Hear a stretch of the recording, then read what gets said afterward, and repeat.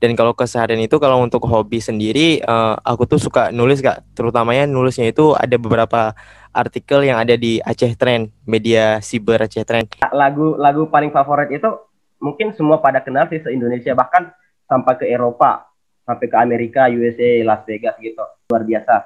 Karena bukan saja ada di NTT, tetapi di Indonesia bahkan di dunia itu tidak ada, cuma ada di NTT gitu. Dari berbeda-beda juga kelihatan keunikan kita, dan juga kalau kita bersatu ya kita punya kayak semacam, kalau misalnya di game Mobile Legends lah bisa dibilang. Oke, halo teman-teman semua, ketemu lagi di YouTube channel gue di Perspektif Muda. Udah beberapa lama setelah gue vakum di season pertama Perspektif Muda, yang kali ini gue balik lagi untuk ngangkat tema yang lebih seru dengan perkembangan dan pengembangan daripada channel ini sendiri. Momentum daripada channel ini adalah karena ide dari video Kak Andovi dan Kak Jo atau Skinny Indonesian 24. Jadi gue mau kasih apresiasi yang sebesar-besarnya buat Kak Jo dan Kak Andovi udah ngangkat tema video mereka yang sangat-sangat keren banget dan sangat membanggakan sih menurut gue untuk gue bagiin juga. Dan karena video itu gue jadi keinget dan kepengen buat nge-sharing ini buat ke teman-teman semua penonton daripada Perspektif Muda, dimana di channel ini gue mau bagiin perspektif-perspektif dari orang dan anak muda yang akan bisa membantu memberikan suatu dampak, suatu wawasan bahwa dengan adanya pandangan baru, dengan pandangan dari berbagai orang yang mungkin kalian kenal ataupun kalian gak kenal, itu bisa merubah dan memberikan perspektif atau wawasan baru buat teman-teman semua. Gue kali ini udah ngundang teman-teman dan anak muda yang gokil-gokil, yang mantap-mantap, dan gue pengen langsung kenalin satu-satu nih. Nah, kita mulai dulu dari temen gue yang ada di Indonesia Timur. Nah, ini bisa dikenalin dulu. Halo teman-teman, perkenalkan nama aku, pakai bahasa Maluku aja sih biar mantap. Silahkan. Mungkin daerah gitu. Halo teman-teman, perkenalkan beta nama Alwi Nurdayanto Eli dari Ambon, Maluku. Lo bisa panggil beta Alwi. Ya biasanya orang-orang kenal Maluku tuh dengan ciri-cirinya, orang-orangnya tuh punya suaranya yang bagus, kayak penyanyi-penyanyi yang terkenal kayak Glenn Fredly, Prilly Latuconsina, dan juga Igo Penturi yang juara Indonesian Idol season 4 atau 6 tuh kalau nggak salah. Sampai Ambon itu dijuluki sebagai City of Music teman-teman oleh UNESCO pada 30 Oktober 2019. Selanjutnya orang Ambon tuh terkenal dengan mukanya security tapi hatinya Hello Kitty gitu. Waduh, mantap. Mantap. Yo. Biar muka sangar tapi ya hatinya baik-baik juga gitu. Oke, gitu aja sih perkenalan dari beta. Oke, wow mantep nih ya teman gue dari Indonesia bagian timur ya. Oke, ini gue mau lanjut dulu nih ke teman gue, apakah sudah tersambung? Ini kita lanjut ke Indonesia bagian barat. Hai. Ya Kak, perkenalin aku Aulia Sepulhadi dari Indonesia Barat, tepatnya paling ujung dari Indonesia itu yaitu Aceh, dan paling ujungnya lagi itu ada Sabang, tapi aku di Acehnya. Sebenarnya aku mau sapa-sapa juga teman-teman aku yang ada di Aceh. Biasanya tuh ada biasa ya pembukanya tuh selalu Manu Nangro nih. Apa kabar nih rekan-rekan yang ada di Aceh? Wih, apa gimana? Coba ulangin sekali lagi. Kocak bro, kocak, keren nih. Wih, mantap. Coba ulangin sekali lagi. Itu kalau di konten-konten itu Kak, pada bilang Salum Anu Nangro Kak. Salum Anu Nangro gitu Kak. Oke. Dan kalau keseharian itu, kalau untuk hobi sendiri, aku tuh suka nulis Kak. Terutamanya nulisnya itu ada beberapa artikel yang ada di Aceh Trend, media siber Aceh Trend. Itu salah satu media yang udah yang ada di Aceh gitu Kak. Gila, keren sih. Keren mantap. Nah, ini yang gue mau bilang ke teman-teman semua. Tadi kita kenal dengan Alwi dari Indonesia bagian timur dengan bahasanya, dengan logatnya yang berciri khas banget. Dan ini kita loncat ke Indonesia bagian barat yang punya bakat dalam menulis sampai bisa ada di media, dan itu keren banget. Dan kita akan membahas itu lebih lanjut eksklusif pas sama podcast sama Aulia. Nanti kita juga akan bahas tentang pengalaman-pengalamannya Alwi, dan kita akan lanjut dulu ke teman gue nih yang ketiga di Indonesia bagian tengah. Yo bro, silahkan. Halo guys. Perkenalkan, saya Roni Santoso. Saya dari Indonesia bagian tengah. Tepatnya di Labuan Bajo, kampung halaman Komodo. Siapa sih yang nggak kenal Komodo ya kan? Kocak. Tadi si Aulianya jago nulis di media gitu kan. Tapi saya juga biasa menulis deh. Gak mau kalah gua biasa nulis di grup puisi di itu apa, grup WA. Ya. Oke, berarti ini satu lagi menulis di sosial media. Wah, satu bakat lagi dari talenta dari anak Indonesia Tengah ya, dari daerah Pulau Komodo ya. Mestinya teman-teman juga banyak yang tahu Labuan Bajo salah satu tempat wisata yang ada di Indonesia juga ya. Salah satu tempat yang jadi apa ya, ibaratnya langganan gak sih buat teman-teman yang kayak SMA gitu mau pergi jalan-jalan gitu kan, pergi ke Labuan Bajo, dan itu seru banget. Oke nih, nah karena kita gue ngangkat tema ya, merangkai cerita dari berbagai sudut Indonesia. Nah gue mau nanya dulu dari hal yang paling sederhana, hal yang paling simpel nih. First impression satu sama yang lain buat teman-teman nih yang dari barat ketemu yang dari timur, yang dari timur ketemu yang dari tengah. Gue loncat dulu ke yang dari barat. Sekarang kita ke Aulia dulu. Yo bro Aulia, gimana? Sebenarnya gue itu ada dua darah kak yang mengalir, Indonesia Barat sama Indonesia Tengah. Jadi semakin ini sih kak, semakin menikmati keberagaman yang ada di Indonesia. Kan itu kami satu kelas itu emang istilahnya lengkap ya. Ada Indonesia Barat, ada Indonesia Timur, dan juga ada Indonesia Tengah gitu. Jadi emang lengkap gitu istilahnya. Nampak nih culture-nya itu beda gitu. Nampak misal dari logat gitu kan. Roni, kalau pas ketemu Roni itu gimana ya? Gue salutnya sama cara intonasi dia ngomong itu tegas dan karena memang kalau yang ini ya, yang gue rasain itu tegas dan nampak ini kalau dia udah ngomong sesuatu, ini suatu bentuk penegasan gitu. Jadi saya ada muncul di bawahnya gitu. Oke, nah gini. Abis ini, iya gimana Ali? Asik Roni.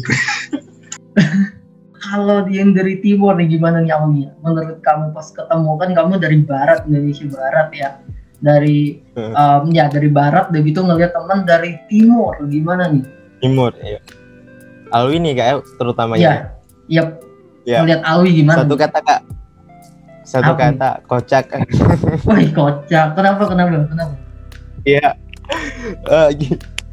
Gimana? Di Alwi itu suka ngecairin suasana gitu kak. Jadi misalnya suasana lagi pada tegang gitu kan. Kalau udah Alwi bicara itu pasti ada kocaknya gitu. Dan membuat orang lain itu ketawa. Kalau first impression aku juga kayak Bro Aulia juga sih pertama kak. Orangnya ya pertama jujur sih kiranya cewek, soalnya namanya Aulia ternyata cowok gitu. Benar. Ya. Iya dan iya.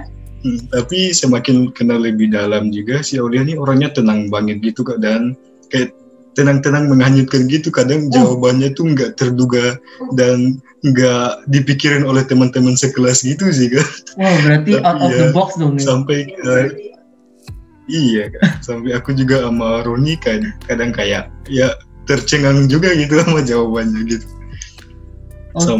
Kalau first impression ke Santos, Roni, tapi aku sering manggilnya di kelas Santos juga sih. Kalau Roni tuh ya iya sih kak, orangnya ya kocak juga gitu kak, ngecairin suasana juga gitu. Sering kita di grup kelas juga sering gila-gilaan juga gitu kak, bikin gaduh juga bisa, bikin kocak juga bisa, dan ya buat impersonate si Roni gitu. Mungkin kalau dia biasanya kayak gini, ya kayak gini. Kalau ngejawab gitu.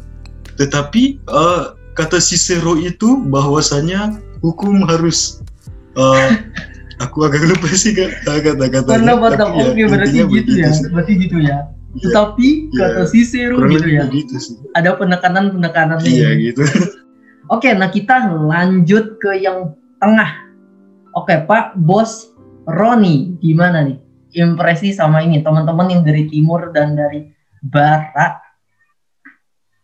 Ya, baik, luar biasa sekali. Wah, mantap. Udah kayak bola ya. Udah kayak bola mau berita nih gitu. Siap, Bung. First impression saya yang pertama dari segi logat. Kita orang gas gitu. Suaranya rada-rada itu kan. itu mungkin kesan menakutkan ya buat orang, tapi sebenarnya kita cinta damai kok ya. Kemudian nama kita itu kalau diingat-ingat itu nama satu kelas itu lucu-lucu gitu kan, karena tergantung dari marganya gitu. Ada namanya Mas Agus, jadi kalau dipanggil Mas Agus gitu kan, itu kan rada-rada gimana ya namanya, tapi itu memang nama-nama marga yang mesti kita hargai juga gitu kan. Tapi itu pikir itu suatu kekayaan yang memang kecil tapi luar kayak gitu lah ya. Oke, mantep nih, first impression. Jadi dari cerita awal aku udah menunjukin bahwa beragam banget, kelihatan banget banyak keanekaragaman yang ada di Indonesia. Dan dari kita mengenal, bahkan kita melihat gitu teman-teman kita, impresi kita waktu di awal kayak gimana, kita udah nemuin nih banyak banget keanekaragaman yang ada di Indonesia. Nah, aku mau gali daerah kalian lebih lagi. Kita akan ibaratnya apa ya, menggunakan platform ini untuk sedikit lah mempromosikan daerah-daerah kalian. Oke, nih aku mau ke Roni dulu yang paling pertama. Dari tengah, menurut Roni ciri khas atau misalnya ada hal yang paling unik yang ada di tempat kamu yang kamu mau kasih tahu ke teman-teman semua yang nonton ini apa? Baik, berbicara mengenai ciri khas ya Kak, saya pikir terlalu banyak sih ciri khas wilayah Nusa Tenggara Timur. Saking banyaknya sampai saya tidak bisa berbicara banyak tentang hal itu ya. Kita singkat aja.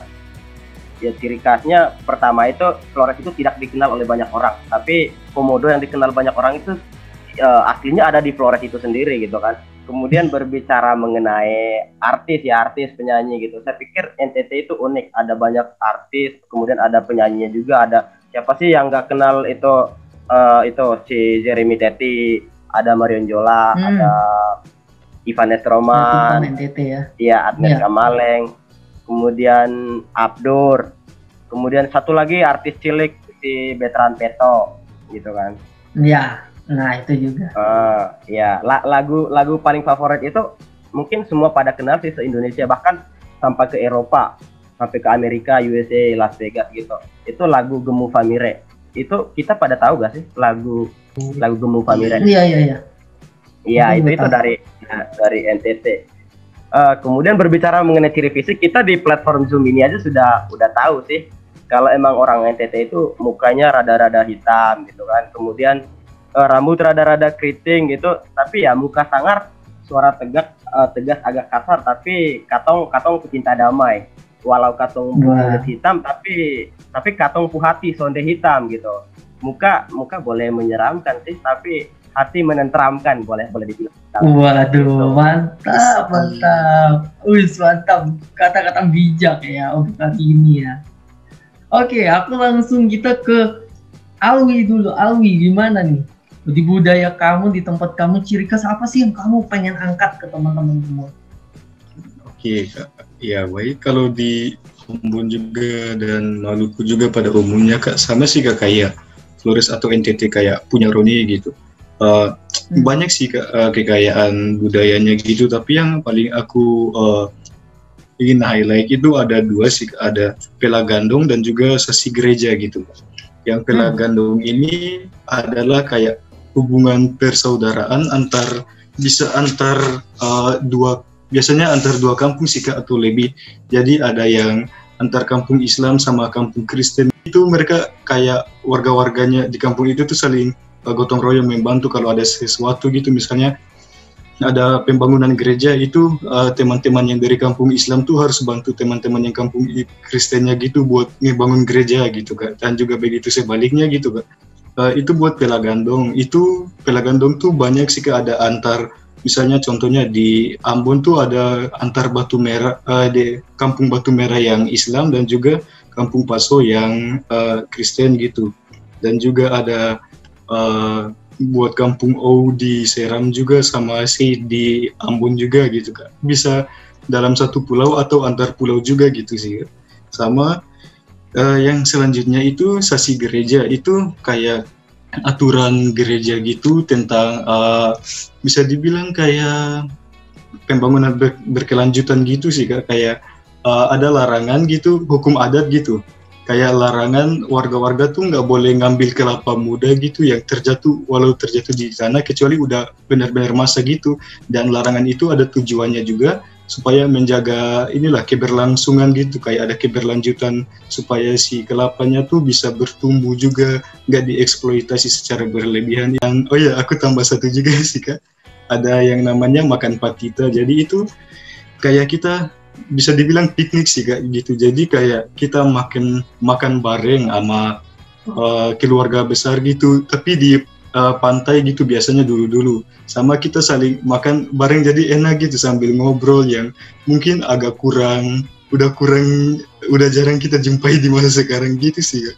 Dan ya aku paling enaknya sih lihat gitu dari budaya dari Pela Gandong yang hubungan persaudaraan antar dua kampung yang berbeda agama itu kayak bisa menjadi solusi bagi ini sih Kak, kayak toleransi di negeri ini, dan juga makan patita juga bagaimana kita bisa memupuk kebersamaan dalam keluarga. Mungkin itu aja sih Kak dari Maluku gitu Kak yang unik budayanya. Wih, mantap. Itu banyak banget cerita, nanti kita bisa gali-gali lagi. Itu bener-bener asik banget. Dan kita terakhir ke Aulia. Gimana nih Aulia? Ada cerita menarik? Ya Kak, kalau di Aceh ya banyak sih Kak yang menarik itu, terutama kalau kita dengar Aceh itu pasti yang terbayang Aceh itu pernah terjadi tsunami. Nah itu yang pertama. Jadi yang pasti yang misalnya pendatang itu yang misalnya yang baru ke Aceh itu pasti nggak lupa untuk kunjungi yang namanya Masjid Raya Baitur Rahman. Itu satu, Masjid Raya Baitur Rahman, karena itu gimana ya, salah satu yang mengingatkan orang Aceh pada peristiwa tsunami. Terus pasti ada yang namanya kanun. Kanun itu apa istilahnya, penerapan hukum Islam di Aceh gitu. Terus apalagi ya, yang nggak lupa itu kalau dengar Aceh itu pasti surganya bagi penikmat kopi. Itu ada aneka ragam kopi yang pasti ya, yang bikin penikmat kopi itu nggak lupa sama Aceh. Boleh lah, terus apa lagi ya? Lah ya. Iya. Mantap. Terus orang Aceh itu erat sama kebersamaan Kak. Itu misalnya sama tradisi mak megang gitu kan. Kemudian kenduri apam, apa lagi ya? Dan banyak lagi Kak ya, itu pastinya. Nah, oke. Tadi kita udah denger cerita dari teman-teman dari berbagai daerah yang asik dan seru banget. Nah, mungkin dari teman-teman ya, karena ini baru singkat-singkat. Mungkin ada yang mau diperdalam, mau diperjelas lagi dari cerita teman-teman semua. Teman-teman tahu gak sih itu budaya tangkap paus itu di Lamakera? Mungkin pernah dengar budaya tangkap paus. Ya mungkin kita kedengarannya rada-rada aneh sih, karena tangkap paus kok dijadiin budaya sih, ya kan? Ya budaya tangkap paus gitu. Saya pikir bahwasanya budaya tangkap paus itu suatu yang unik dari NTT gitu kan. Dan itu tidak ada di Indonesia, bahkan di dunia, yang menjadikan tangkap paus itu sebagai suatu budaya yang turun-temurun gitu kan. Kemudian berbicara mengenai NTT, saya pikir saya sebagai putra NTT juga merasa bangga gitu. Beberapa yang diekspos saja saya pikir sudah mengangkat harkat Nusa Tenggara Timur gitu. Ambil misal Komodo, kemudian ada Pantai Pink atau biasa disebut Pink Beach. Saya pikir pantai yang berwarna pink itu ya jarang ya ditemukan, walaupun ada di beberapa tempat, cuman itu kan jarang, dan saya pikir ini unik. Kemudian dari tenun ikatnya, kemudian kan NTT itu kan masuk dalam klasifikasi itu ya, 5 besar provinsi dengan pulau terbanyak di Indonesia. Itu 1191 pulau di NTT, mungkin kita baru kenal ya. Kemudian ada tenun ikat, mungkin kita masih ingat, masih segar di pikiran kita ketika pidato tahunan Pak Jokowi itu beliau menggunakan pakaian adat gitu kan, berturut-turut beliau itu ketika ya rapat tahunan gitu kan, evaluasi tahunan, dia biasa menggunakan pakaian adat NTT, dan saya pikir ini keunikan yang luar biasa gitu kan. Dari segi bahasa, NTT punya 68 bahasa, dan itu ya masih masih aktif digunakan di tengah masyarakat, di tengah suku-suku yang ada gitu. Dan ya mungkin itu yang bisa saya bisa tambahkan dari keunikan NTT gitu. Sebenarnya masih banyak sih, cuman saya pikir berbicara mengenai budaya, berbicara mengenai destinasi wisata NTT itu tidak ada habis-habisnya. saking banyaknya sampai-sampai kita tidak punya waktu untuk membicarakan panjang lebar. Ya saya pikir lebih baik kita ke NTT aja ya, lebih baik kita ke Komodo aja daripada kita bilang wah Komodo itu luar biasa. Luar biasanya apa? Yuk kita ke Komodo aja, harusnya begitu kan. Ya gitu aja sih Kak, saya kembalikan. Mantap, asik banget. Itu ibaratnya ya, baru serpihan awal tuh gak sih, baru pembukaan, bener gak sih? Jadi kayak baru banget, kita belum tahu banyak banget, dan emang bener sih kata Roni ya. Jadi ini ibaratnya kalau misalnya Bapak Menteri Pariwisata kita nonton, nah ini nih putra dari Pulau Komodo sudah memberikan pandangannya ya, ibaratnya salah satu daripada penduduk di NTT ya, udah memberikan pandangannya bahwa kalau emang mau tahu udah langsung berkunjung aja. Selesai COVID ini teman-teman harus kunjungin salah satu daerah yang menurut aku sendiri itu gokil banget, keren banget. Kita baru denger dari ceritanya, baru dari sekarang. Kita belum putar dari video, kita belum lihat visualnya. Itu aku udah yang kayak wah asik banget, pasti seru banget kan. Yang kayak banyak banget hal-hal yang tadi mungkin aku mau nanya sedikit ya terakhir sebelum aku lanjut ke pertanyaan berikutnya. Tadi mungkin sama Rodney tadi di awal ada bilang tangkap paus ya. Tangkap paus katanya unik di dunia, hampir maksudnya belum ada gitu, cuman ada di situ. Nah, tangkap paus itu bisa didefinisin secara singkat nggak? Baik, sebenarnya kalau boleh diperjelas, itu biasa tangkap paus itu kan di Lamakira gitu kan, di Lembata, di Lembata gitu. Sebenarnya kan NTT itu kan biasa juga disebut dengan Flobamora gitu kan. Flobamora, ada Flores. Jadi NTT itu ada Flores, habis itu Sumba, Lembata, Alor gitu kan, Flobamora. Jadi membilang tentang Alor, membilang tentang Flores, Lembata, itu semua bagian dari NTT. Nah, kemudian berbicara mengenai tangkap paus. Jadi tangkap paus ini sudah terjadi kurang lebih 500 tahun yang lalu, sejak 500 tahun yang lalu ya. Budaya tangkap paus. Jadi ya sebelum mereka melakukan tangkap paus itu mereka melakukan upacara adat. Jadi segala macam kegiatan mengenai tangkap paus ini itu diiringi dengan upacara adat. Jadi ini bukan sembarangan acara, bukan sembarangan kayak yuk kita tangkap paus, ya udah lari ke laut yang tangkap paus gitu. Bukan seperti itu. Ini merupakan ya bagian dari kebudayaan itu sendiri. Nah, ketika tangkap paus itu bagian dari kebudayaan, bukan dipoles dengan kebudayaan, tapi memang bagian dari kebudayaan. Jadi saya pikir itulah uniknya tangkap paus di NTT, yang memang hanya ada di NTT. Saya pikir ya sangat luar biasa lah ketika satu di antara kita atau ya di antara penonton sekalian menonton secara langsung seperti apa itu budaya tangkap paus. Saya pikir itu pengalamannya luar biasa. Karena bukan saja ada di NTT, tetapi di Indonesia bahkan di dunia tidak ada, cuma ada di NTT gitu kan. Saya pikir kata itu punya keterbatasan untuk membahasakan seperti apa budaya tangkap paus. Ya kembali lagi saya bilang ya yuk kita nonton aja, kita saksikan aja seperti apa budaya tangkap paus sebenarnya ya kan. Setuju kan teman-teman? Setuju. Mantap, setuju. Setelah teman-teman bergaul dan kenal gitu dengan berbagai kultur, dengan berbagai perbedaan yang terjadi yang justru menjadi satu keunikan tersendiri yang ada di Indonesia. Mungkin aku lempar dulu pertanyaan ke Aulia. Kalau dari Roni sebagai Indonesia Tengah ya, kayak yang Roni bilang sih, intinya itu walaupun misalnya dengan intonasi yang tegas gitu, bukan berarti itu ngajak berantem gitu soalnya, tapi itu itu sebuah ketegasan yang mengajak untuk sebagai penegasan gitu, dan ada interpretasi perdamaian di situ. Intinya gitu. Kalau untuk kalau Alwi itu dari Indonesia Timur ya, berarti kocaknya itu seru. Kemudian juga gimana, jadi istilahnya kalau ada Alwi itu misalnya kelasnya lagi pada diam, itu pasti ada, kalau udah ngomong itu pada ketawa. Intinya kalau tanpa Alwi itu kelas bakalan tegang melulu gitu. Ya. Oke, mantap. Oke, berarti itu dari Alwi ya. Jadinya kalau ingat Alwi itu istilahnya harus bisa menempatkan diri pada satu situasi gitu intinya. Oke, mantap.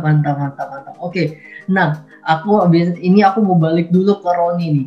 Roni, setelah kamu ketemu sama teman-teman kamu yang dari berbagai daerah gitu, apa sih ternyata keseruan atau hal-hal seru atau hal-hal apa yang kamu baru ketemu setelah kamu ngobrol-ngobrol jadi teman sama teman-teman dari luar daerah kamu sama? Baik, terima kasih Kak. Pertama, ya Pelangi itu indah karena warna-warni ya. Kita semua tahu itu. Ya, saya pikir dengan variasi kita, heterogenitas kita dalam kelas itu ada dari dari Ambon gitu, ada dari Aceh gitu, ada dari Flores, Labuan Bajo. Saya pikir ini suatu yang luar biasa gitu. Dan ya ketika digabungkan dalam satu kelas dengan latar belakang budaya yang berbeda-beda, ini mesti sesuatu yang ya disyukuri gitu. Pertama, saya ya orang Timur, kita kan ngomongnya suaranya agak besar gitu. Kemudian ya muka itu ya manifestasi dari Batak kita orang Timur ya, tegas, keras gitu. Tapi seperti dibilang kita pecinta damai. Tapi ketika belajar bersama orang Jawa gitu, ngomongnya orang Jawa halus, gimana bro, mau gimana nih gitu kan. Kita kan orang NTT langsung aja, gimana nih, kita mau gimana lagi, setelah ini apa gitu kan. Tapi orang Jawa baiknya gimana bro, harusnya gimana ya gitu. Ya di sini kita saling menerima gitu kan. Kalau kita saling menerima gitu, rasanya enak banget gitu, saling belajar dengan teman yang lain. Kemudian dari, mungkin ini subjektif ya, dari orang Sumatera tuh, orang Aceh, orang Medan, saya tuh sangat suka dengan bagaimana mereka berbicara. Mereka itu berbicara dari kerendahan hati, dan kita belajar banyak dari situ. Kita langsung loncat ke anak dari Timur, ke Alwi, gimana nih? Jadi ya aku juga di Ambon ya mungkin sama sih kayak Roni gitu, kayak kita ngomongnya mungkin agak kasar mungkin kalau dilihat-lihat, tapi ya kita juga ngomongnya kayak ya biasa aja gitu, agak damai juga pembawaannya sih. Tapi ya gitu sih. Dan aku lihat dari proses pembelajaran secara online ini juga, aku ketemu banyak teman-teman dari daerah-daerah lain juga. Kita bisa saling sharing informasi juga gitu, dari kebudayaan mereka tuh, dari ciri khas daerahnya tuh gimana sih, dan aku sharing ciri khas daerah aku tuh gimana sih. Jadi kayak saling menambah ilmu juga gitu. Dan kalau misalnya ada tugas gitu yang mengharuskan kita ngapain juga, itu teman-teman dari daerah-daerah lain tuh pada punya pemikiran-pemikiran yang luas gitu, dan kayak punya pemikiran yang berbeda. Ini cara ngatasinya gimana sih, ini cara buat ya problem solvingnya tuh beda-beda dari pemikiran setiap daerah gitu. Dan aku lihatnya ya, dan teman-teman mungkin di kampus kita juga kan kebanyakan anak-anak gaul juga gitu. Dan aku pertama dari ini sih, dampak mungkin terlalu banyak nonton sinetron kali. Lihatnya tuh kayak di Jakarta atau di kota-kota besar sana itu kayak pergaulannya bebas banget, dan kayak ya bebas banget, dan mungkin agak kejam ya dunia di sana. Tapi setelah dilihat-lihat lagi, teman-teman ini ternyata baik gitu, ngebantu proses kita yang dari daerah tuh biar beradaptasi dengan suasana yang di kota-kota besar gitu. Dan aku lihatnya kalau kita saling support kayak gini, saling ngebantu satu sama lain dan saling belajar satu sama lain, itu jadi kekuatan juga sih buat bangsa kita terutamanya juga. Dengan perbedaan-perbedaan ini ya bukan menjadi suatu halangan buat kita atau kayak apa ya, pemecah belah kita, namun sebagai kayak pemersatu kekuatan kita juga gitu. Karena dari berbeda-beda juga kelihatan keunikan kita, dan juga kalau kita bersatu ya kita punya kayak semacam, kalau misalnya di game Mobile Legends lah bisa dibilang kayak ada klasifikasi kelas-kelas khususnya gitu, kayak mungkin marksman, assassin dan lain-lain. Itu kayak bangsa kita kalau digabung gitu dari berbagai suku atau daerah yang beragam, itu kayak punya keahlian masing-masing gitu untuk mencapai tujuan untuk membangun bangsa ini. Tapi kalau di game lebih kayak tujuan untuk menghancurkan base musuh, tapi ya konotasinya enggak begitu sih. Tapi bagaimana lebih kita untuk membangun bangsa ini bersama dengan spesifikasi pekerjaan kita yang masing-masing gitu sih Kak. Oke, gokil banget, perumpamaan yang sangat relatable juga dengan Mobile Legends yang tadi. Jadi kalau aku boleh simpulin, mungkin ketika kita mencoba untuk mengenal daerah-daerah lain, justru dari perbedaan itu timbul suatu keunikan, timbul suatu hal yang baru yang kita bisa belajar.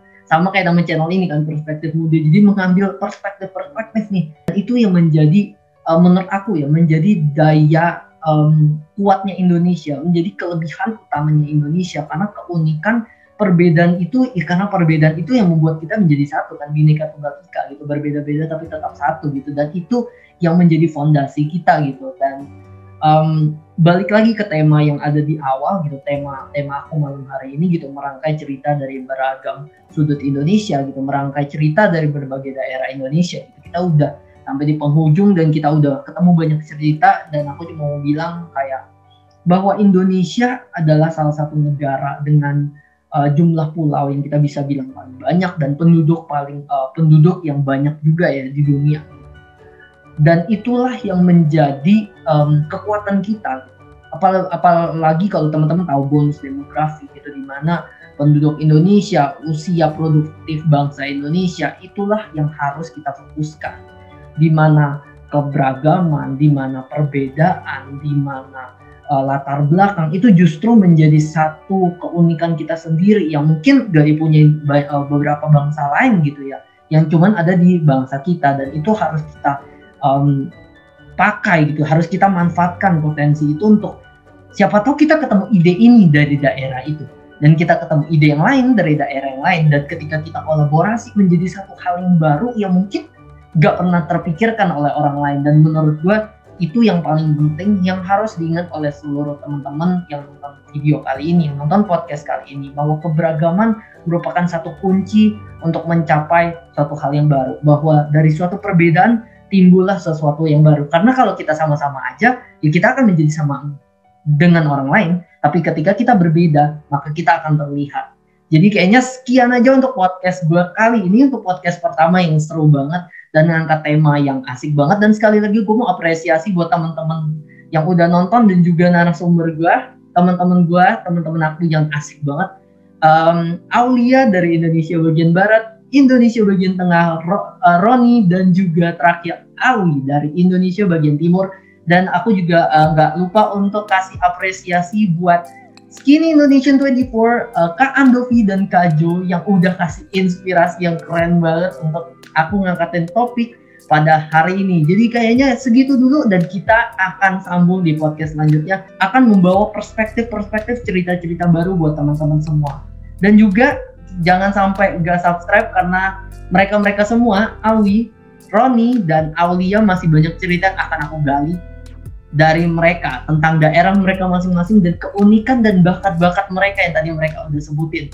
Mau tahu lebih lengkap, jadi jangan lupa subscribe, jangan lupa like, comment, share di channel YouTube gue. Sampai ketemu di podcast gue berikutnya. Bye. Bye, thank you.